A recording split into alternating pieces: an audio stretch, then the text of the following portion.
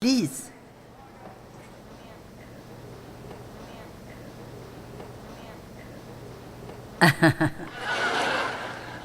Je parle de vous et de lui. Prenez rendez-vous, donnez-lui la première place dans votre vie. Si possible, je ne sais pas comment vous devez gérer votre vie, ou ce que vous aimez ou vous n'aimez pas, mais pour moi, je dois me lever le matin, avant toute autre chose, passer du temps avec Dieu. Sinon, vous ne m'aimeriez pas ce jour-là. Du café et Jésus. Wow! Ils sont merveilleux. Tommy Barnett dit « Dieu merci, nous avons la caféine jusqu'à ce que l'onction prenne effet. »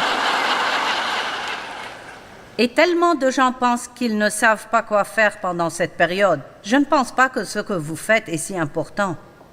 Pas vraiment. Je veux dire, je pense que l'important est que vous le mettiez en premier dans votre temps.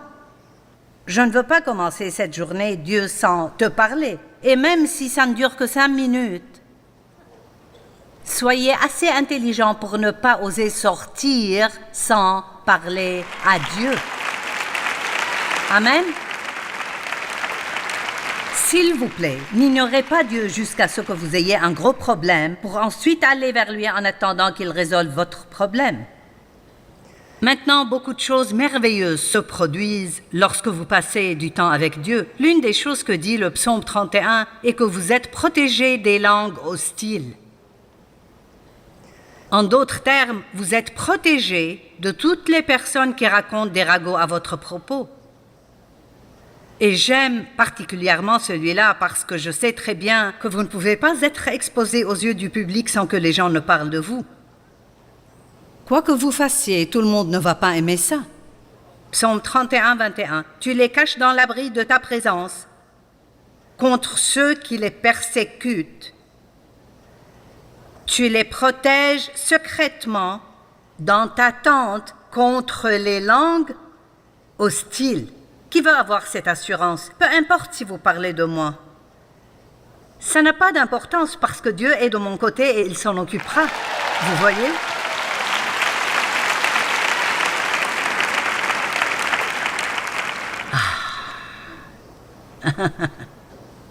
Dans le psaume 33, ou plutôt dans Exode 33, 13 à 15, Moïse dit « Si j'ai trouvé grâce à tes yeux, fais-moi connaître tes voies. » Il n'a pas demandé une nouvelle voiture ou un nouveau chameau, quel que soit ce qu'ils utilisaient alors. Il a dit « Si tu m'aimes, enseigne-moi tes voies. » Je veux dire, quelle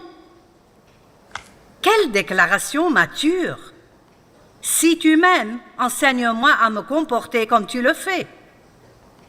Parfois, nous prions d'une mauvaise manière. Nous prions pour toutes les mauvaises choses. La Bible dit « Recherchez le royaume et tout cela vous sera donné en plus. » Nous n'avons pas besoin de rechercher un tas de choses. Il n'y a pas de mal à demander à Dieu quelque chose que vous voulez, mais pas besoin d'en rester là. Revenez aux choses qui feront vraiment une différence. Fais de l'Éternel tes délices et il te donnera ce que ton cœur désire. Si j'ai trouvé grâce à tes yeux, fais-moi connaître tes voies. Alors je te connaîtrai et je pourrai encore trouver grâce à tes yeux. Regarde cette nation et ton peuple. L'Éternel répondit, je marcherai moi-même avec toi et je te donnerai du repos. Puis Moïse lui dit, si tu ne marches pas toi-même avec nous, ne nous fais pas partir d'ici. Je ne veux pas venir ici si Dieu n'est pas là. Donc, j'ai fait tout ce que je savais faire en tant que personne pour m'assurer qu'il était avec moi avant de me présenter ici. Amen. Je dis toujours aux gens, je ne fais rien d'extraordinaire, je parle, donc je dois avoir l'onction de Dieu. Rien de tout ça ne marcherait. Je ne suis pas une artiste, rien de tout ça ne marcherait s'il n'y avait pas l'onction de Dieu. Et la seule manière d'avoir ceci est de passer du temps avec Dieu. Ce que vous passez votre temps à faire montre ce qui est important pour vous.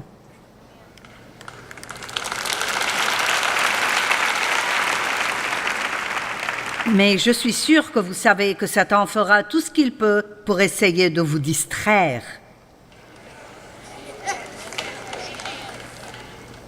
Ça m'arrive aussi. Et ça m'énerve. C'est comme « ouh ». Mais Dieu comprend toutes ces choses aussi. Jésus prenait toujours du temps dans la prière.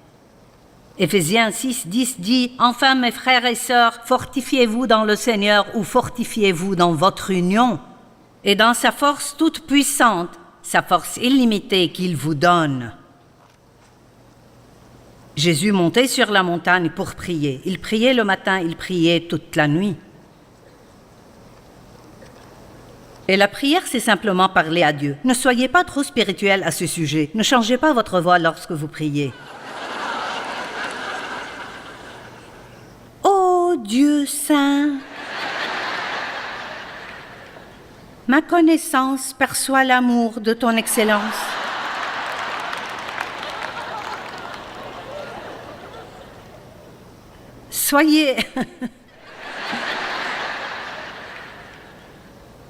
Soyez simplement vous-même, parlez à Dieu et soyez honnête avec lui. J'ai fait une dévotion sur Psaume, je ne sais même pas si elle a été publiée ou non. Est-ce qu'elle l'a été? Je ne pense pas. J'ai fait une dévotion sur les psaumes qui sortira un jour, à la fin de cette année peut-être. Et ce qui m'a vraiment béni en lisant les psaumes, c'est à quel point David était honnête avec Dieu sur ce qu'il ressentait. Vous pouvez dire à Dieu ce que vous ressentez. C'est bon, dites-lui ce que vous ressentez, mais dites-lui aussi ce que vous croyez. Et c'est ce que l'on trouve dans les psaumes. Je veux dire, on dirait que David dit « Je n'aime pas ceci ni cela, quand vas-tu me délivrer? Et je ne comprends pas, mais... » Il y a toujours ce « mais » là. Je te ferai confiance parce que tu m'as été fidèle. Allez, écoutez.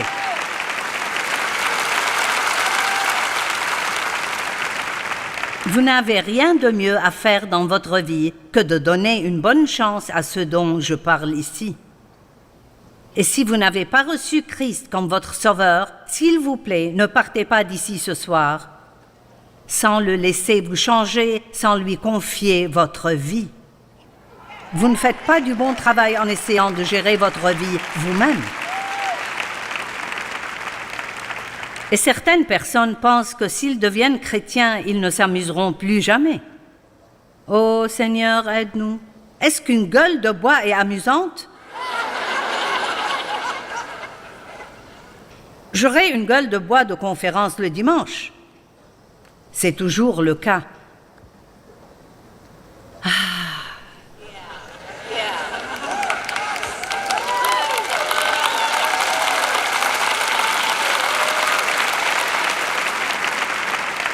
Mais je préfère avoir une gueule de bois à cause d'une chose pareille. Je préfère être fatigué à cause de ça plutôt qu'à cause de quelque chose d'autre. Amen.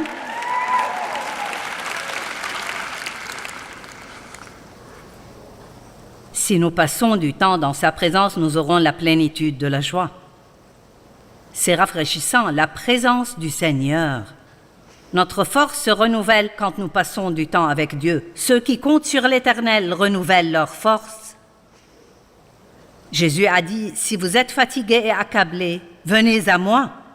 La première chose que vous faites quand vous êtes fatigué et surchargé est d'aller vers lui. Psaume 91, verset 1, version amplifiée. Celui qui habite sous l'abri du Très-Haut. Habiter veut dire vivre et rester là, pas visiter de temps en temps. Celui qui habite sous l'abri du Très-Haut repose à l'ombre et sous la protection du Tout-Puissant, dont aucun ennemi ne pourra défier la puissance. Wow! La victoire personnelle sur les problèmes personnels vient du temps qu'on passe avec Dieu.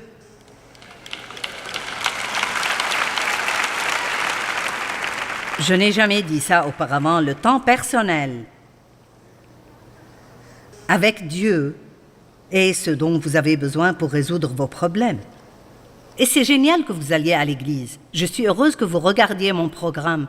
Toutes ces choses sont bonnes, mais je vais vous dire la vérité. Même si je veux que les gens regardent mon programme, si vous avez le choix entre me regarder pendant 30 minutes ou passer 30 minutes avec Dieu, je préfère que vous alliez passer du temps avec lui. Amen. Maintenant, vous pouvez m'inclure dans votre routine. Peut-être que vous pourriez réserver 1 heure et regarder mon programme, puis vous et Dieu pourriez avoir une bonne étude biblique et parler de ce dont j'ai parlé. On utilisera pour vous la même mesure de pensée et d'étude que celle dont vous vous serez servi, et on y ajoutera pour vous qui écoutez. Arrêtez de vous asseoir sur un banc d'église en attendant que quelqu'un d'autre fasse tout pour vous.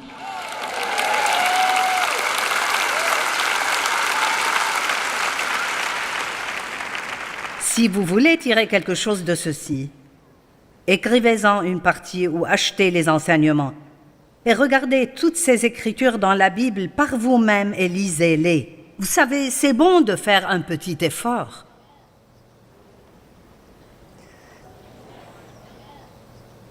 Mon Dieu, voici un beau verset. Ensuite, nous irons au point numéro 3. Psaume 53, 3. Du haut du ciel, Dieu observe les hommes pour voir s'il y en a un qui est intelligent, qui cherche Dieu, le demande et le recherche désespérément. Oh là là! Qui sur terre me désire si intensément?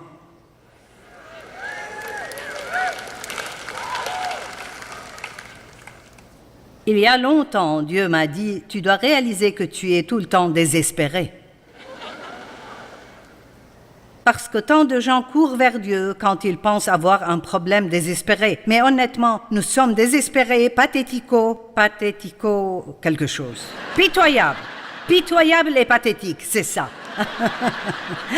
C'est un mot nouveau, pathético. Nous allons ajouter cela au dictionnaire. Sans Dieu, nous sommes dans un tel pétrin. Nous ne pouvons pas passer une journée et nous comporter correctement si nous n'avons pas la présence de Dieu et nous ne lui demandons pas « Au secours, Dieu, aide-moi, aide-moi. Aide-moi. Je ne peux pas faire ça sans toi. » Il aime entendre ça. « Mon Dieu, j'ai besoin de toi. » 20 fois par jour, dites simplement à Dieu « Je t'aime. Je t'aime, Seigneur. » Numéro 3, vaincre Satan avec des paroles. Je n'ai pas grand-chose à dire à ce sujet. Vous savez que les paroles ont du pouvoir? Nous le savons, mais pas aussi profondément que nous devrions le savoir. Sinon, nous ne dirions pas certaines des bêtises que nous disons. Mais avant cela, vous devez faire quelque chose concernant vos pensées. Parce que les pensées se transforment en paroles et tout cela se transforme en action. L'esprit doit donc être renouvelé. Si nous voulons un jour être ce que Dieu veut que nous soyons et avoir ce qu'il veut que nous ayons, nous devons apprendre à penser comme Dieu pense.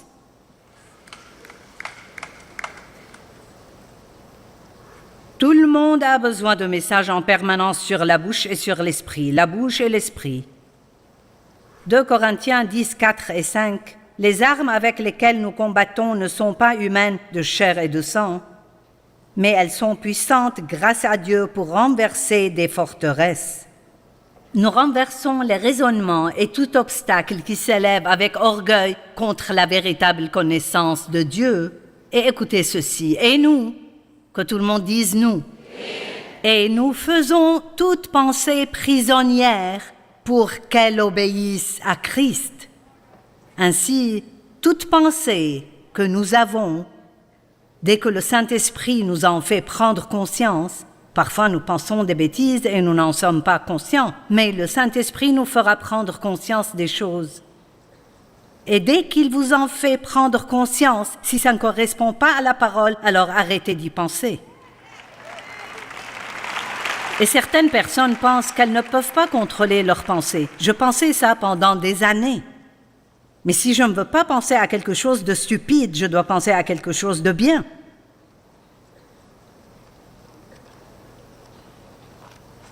La langue a pouvoir de vie et de mort.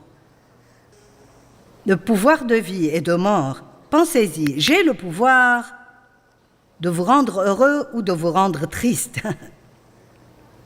J'ai le pouvoir de vous construire ou de vous démolir. Juste avec des mots, juste des mots. Et aujourd'hui, nous avons des mots qui circulent partout, sur tous les réseaux sociaux, et c'est juste. Ne perdez pas votre temps à écouter des ragots sur les réseaux sociaux.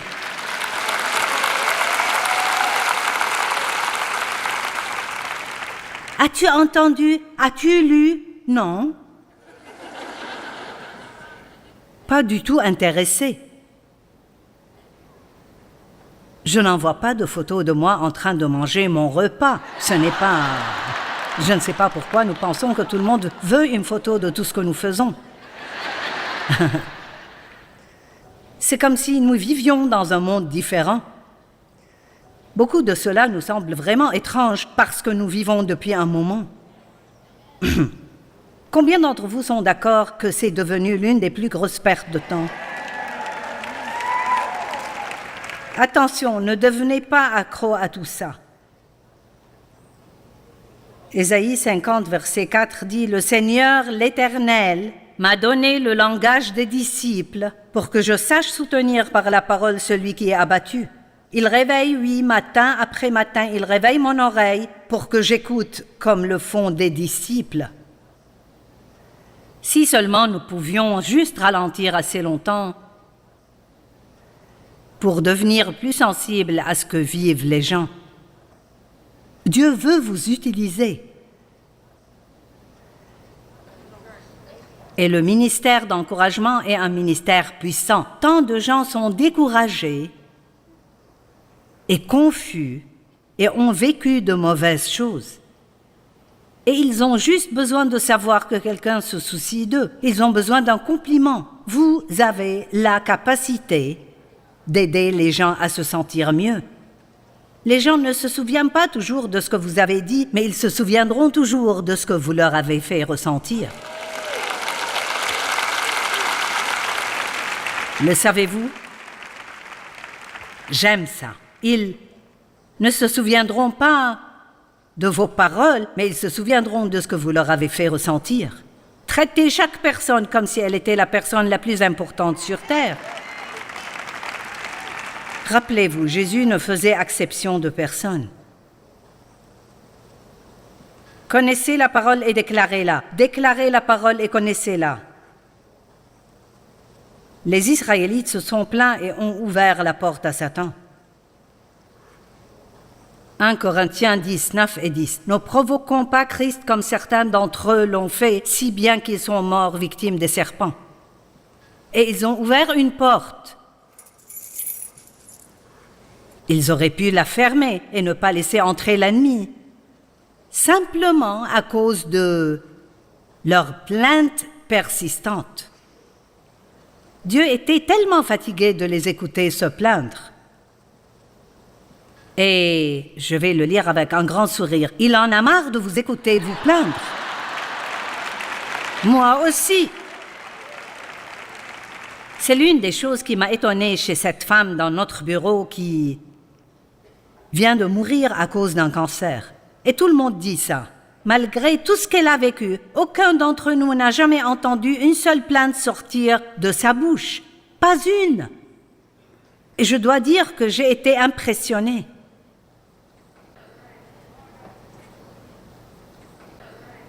Se plaindre, se plaindre, se plaindre.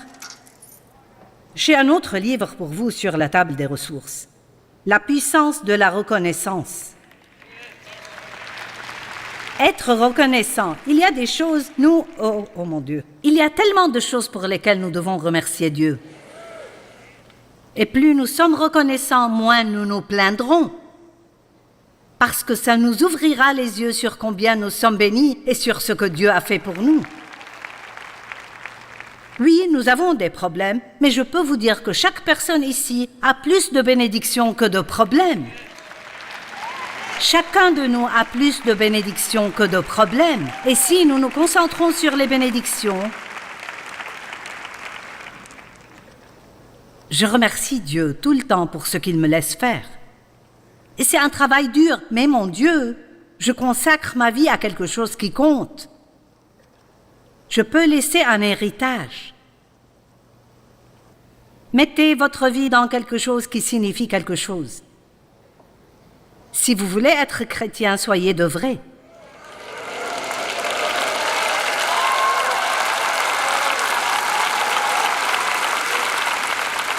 Je vais partager une autre écriture, puis je devrais arrêter pour ce soir.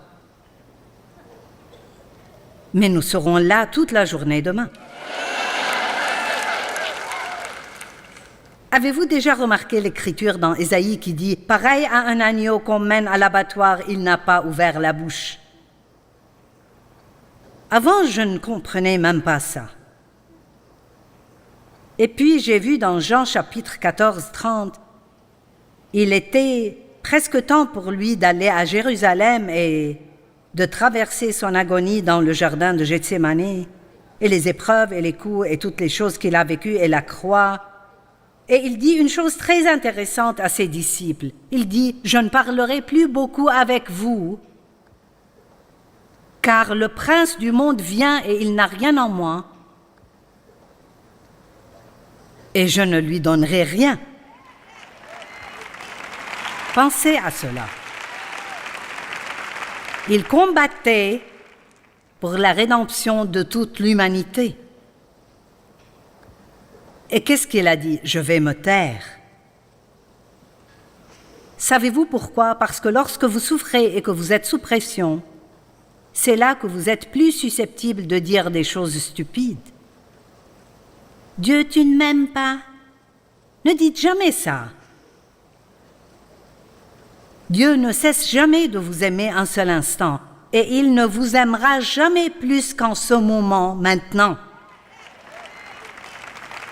Nous ne gagnons pas l'amour de Dieu à cause d'un bon comportement. Nous voulons bien nous comporter parce qu'il nous aime.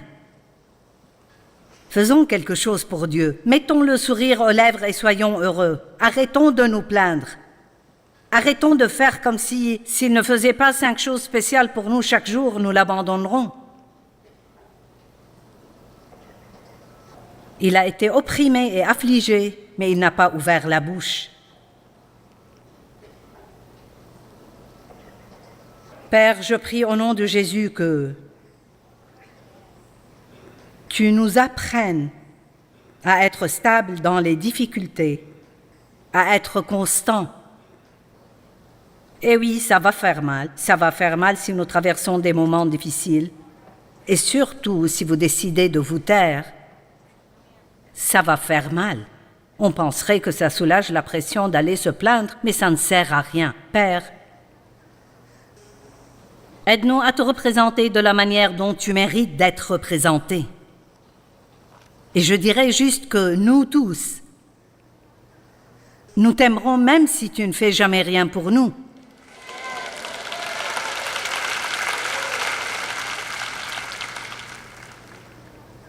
Nous t'aimons, Seigneur, au nom de Jésus. Amen. Avez-vous appris quelque chose ce soir? Eh bien, il me reste environ 5 points de la première leçon. Voulez-vous savoir ce que sont les autres? Je n'y arriverai pas. Je commencerai autre chose demain. L'obéissance personnelle était le numéro 4. Je sais que vous auriez aimé m'entendre parler de l'obéissance. Le numéro 5 était de gagner la guerre avec l'amour. Ce que j'aime le plus, enseigner, aimer les gens. Et l'amour n'est pas ce que vous ressentez pour quelqu'un, c'est la façon dont vous le traitez. Je peux ne pas vous aimer, mais quand même vous traiter bien. Je peux ne pas vous aimer et prier pour vous. Et je peux ne pas vous aimer et vous aider quand vous en avez besoin. Amen. Croyez au meilleur des gens. Pardonnez aux gens lorsqu'ils vous blessent ou lorsqu'ils vous offensent. Même s'ils ne méritent pas votre pardon, vous méritez la paix. Numéro 6. Sachez qui vous êtes en Christ. Portez ce pectoral de justice. Numéro 7. Tu vois, j'ai fini les 7, Dave. Priez immédiatement au tout premier signe d'un problème, priez. Amen.